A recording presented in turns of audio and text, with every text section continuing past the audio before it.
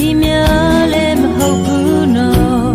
ငယ်ရွယ်သူရှောင်ခဲ့တဲ့လမ်းကိုခုထိနားမလည်နိုင်သေးတဲ့အကြောင်းရဲ့ရှင်ကုန်မိတာအိမ်မဲ့မဟုတ်ဘူးနော်